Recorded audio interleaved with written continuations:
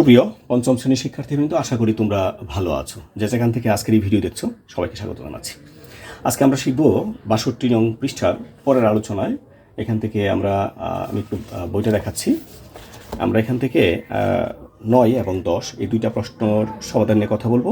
এর আগে কিন্তু আমরা আগের সমস্যাগুলো সমাধান করে দিয়েছি, ওই ভিডিওগুলো দেখে আসতে পারো। তো এখানে ৯ নম্বরে বলছে কি ৩ সমস্ত ৪ ভাগের ৩ মিটার এবং ও ২ সমস্ত ৩ ভাগের ১ মিটার দৈর্ঘ্যের দুইটা ফিতা একত্রে কত মিটার হবে। প্রিয় শিক্ষার্থী, আমরা আগে থেকে জানি একত্রে বলতে আমাদের কি করতে হয়, একত্রে একসাথে এগুলো করতে হলে আমাদেরকে যোগ করতে হয়। তাহলে আমরা একবারে সিম্পলভাবে এটা করে ফেলবো। ও এখানে একটা অর্ডার মিস হয়েছে। আগেরটা কিন্তু আমাদের ২ নম্বর ছিল, এটা কিন্তু ৯ নম্বর এসে গেছে, তাই না? এটা ৩ হওয়ার কথা। আচ্ছা যাই হোক, বইয়ে যেটা দেওয়া আছে আমি সেটা দিচ্ছি। আমরা লিখবো একত্রে হবে, হ্যাঁ, একত্রে হবে। একত্রে কত হবে, এই দুইটাকে যোগ করে ফেলবো। ৩ সমস্ত ৪ ভাগের ৩ যোগ ২ সমস্ত ৩ ভাগের ১ এত মিটার।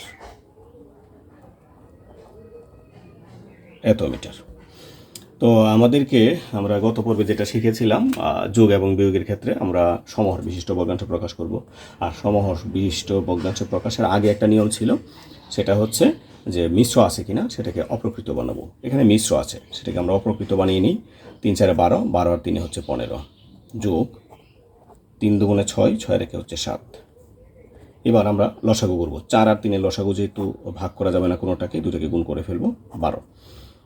তো এটা দ্বারা এটাকে যদি আমি ভাগ করি, ৪ দ্বারা এটাকে ভাগ করি হবে ৩, ৩ দ্বারা এটাকে গুণ করলে ৩ ৫ ১৫, হাতে হচ্ছে ১, ৩ একে ৩ আর একে ৪, যোগ এটা দ্বারা যদি আমি এটিকে ভাগ করি তাহলে ফলটা কত হচ্ছে, ফলটা হচ্ছে ৪, ৪ দ্বারা এটাকে গুণ করলে ফলটা হবে ২৮। তো এখন আমরা যেটা করব সেটা ৮ আর ৫, ১৩, ৩ হাতে হচ্ছে ১, ১ আর ২ হচ্ছে ৩, ৩ আর ৪ হচ্ছে ৭।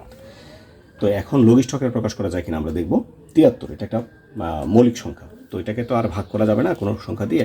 তো আমাদেরকে যেহেতু এটা অপ্রকৃত আছে, আমরা মিশ্র তৈরি করে ফেলব। ৬ বার যাবে, হ্যাঁ, ৬ বার হচ্ছে ৭২, ১। তাহলে আমাদেরকে কি করতে হবে, এটা হচ্ছে পূর্ণ সংখ্যা, এটা হচ্ছে ১২ ভাগের ১ মিটার। এটাই উত্তর আমরা উত্তর লিখতে পারবো। ঠিক আছে, খুব সহজ, তাই না? ৯ নম্বর। এবার আমরা ১০ নম্বর যে সমস্যাটি আছে, আমরা ১০ নম্বর সমস্যাটি একটু দেখি। ১০ নম্বর সমস্যাটা আমাদেরকে বুঝতে হবে, হ্যাঁ, এটা খুবই গুরুত্বপূর্ণ আমাদের প্রশ্নের জন্য। ১০ নম্বরটা বলছে, এখানে একটু প্রশ্নটা দেখো। গীতার কাছে ১ সমস্ত ৬ ভাগের ৫ লিটার ও মামুনের কাছে ৮ ভাগের ১৩ লিটার জুস আছে। কার জুসের পরিমাণ বেশি এবং কত বেশি? তো প্রিয় শিক্ষার্থী, আমাদেরকে যদি করতে হয়, আমরা প্রথমে কি করব, তুলনা করতে হবে। তো তুলনা করার জন্য আমাদেরকে কি করতে হয়, আমরা কিন্তু তুলনা করেছি। তুলনা করার জন্য প্রথমে সমহর বিশিষ্ট ভগ্নাংশ প্রকাশ করতে হবে। তাহলে আমরা এখানে কি কি আছে আমরা লিখে নিই। গীতার আছে,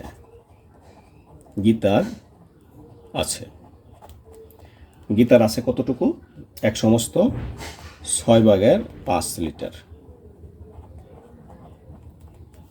বা এটা যদি আমি সমস্ত ভেঙে ফেলি, ৬ একে ৬, ৬ আর ৫ হচ্ছে ১১ লিটার।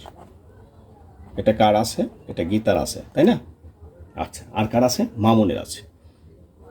তাহলে আমি লিখবো এখানে মামুনের আছে।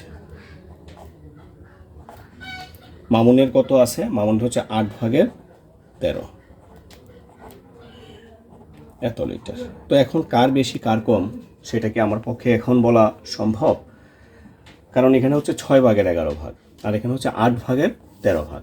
যদি একই রকম হর থাকতো বা লব একই রকম থাকতো, আমি কিন্তু বলতে পারতাম যে কার বেশি কার কম। যেহেতু আমি বলতে পারবো না, তাহলে আমাদেরকে কি করতে হবে, আমাদেরকে এটিকে সমহর বিশিষ্ট ভগ্নাংশে প্রকাশ করতে হবে।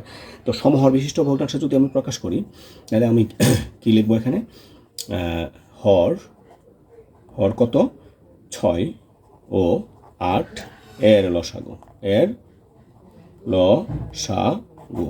তাহলে ৬ আর ৮ লসাগু হবে কত, ২৪। এটা তুমি করে নিতে পারো। তাহলে আমরা কি করব, এই ২৪ ভাগ এই যে প্রথম যেটা আছে সেটা দিয়ে আমি যদি করি, কত হবে, ৪। তার পরবর্তীতে আমি এটাকেই লিখব, ঠিক আছে, আবার এটা লিখব, কারণ আমরা সমহর বিশিষ্ট ভগ্নাংশ প্রকাশ করেছিলাম। ফলটা কত, ৪, 4 × 6 হবে 24, আর 4 × 11 হচ্ছে 44। আরেকটি রয়েছে, আবার আমরা এই লসাগুটা নিব, নিয়ে এটার হর কত আছে 8, এবার কত হবে 3। তো আমরা পুরা ভগ্নাংশটাই আবার লিখব, লিখে এটা আবার লিখব, লিখে যে ফলটা হয়েছিল এই ফলটা আমি এখানে লিখব। তো এখন 3 × 8 হচ্ছে 24, আর কত হচ্ছে এটা 39। তো এখন আমরা দেখি সমহর, এখানে যদি আমি লিখি সমহর বিশিষ্ট ভগ্নাংশ, সমহর বিশিষ্ট ভগ্নাংশ কত কত 24 ভাগের হচ্ছে 44 ভাগ, আর হচ্ছে কত 24 ভাগের 39 ভাগ। তো প্রিয় শিক্ষার্থী, এখন কিন্তু আমরা এটা বুঝতে পারছি যে 24 ভাগের হচ্ছে 44 আর 24 ভাগের হচ্ছে 39। তার মানে কোনটা বড়? বড় হচ্ছে 44। যেহেতু 44 আমরা এখানে লিখব 44 বড়, 39 হচ্ছে ছোট। অর্থাৎ এখানে কত, এই 24 ভাগের 44 বড়, 24 ভাগের 44 বড়, আর 24 ভাগের 39 হচ্ছে ছোট। তাহলে 24 ভাগের 44 এটা কার? এটা কোনটা? এটা হচ্ছে 6 ভাগের 11। এটা কারটা ছিল? গীতার বেশি ছিল। তাহলে লিখব সুতরাং গীতার বেশি আছে, গীতার বেশি আছে।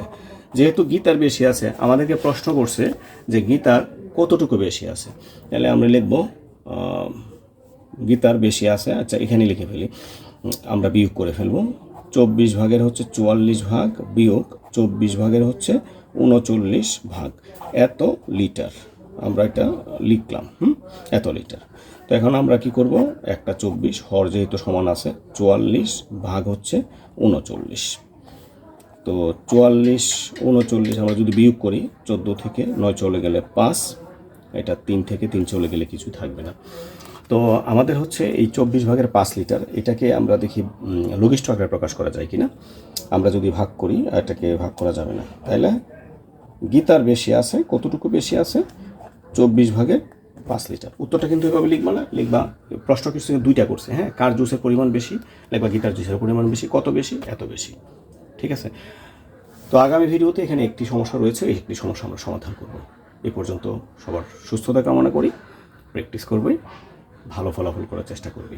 তাহলে এখানে বিদায়, ধন্যবাদ সবাইকে।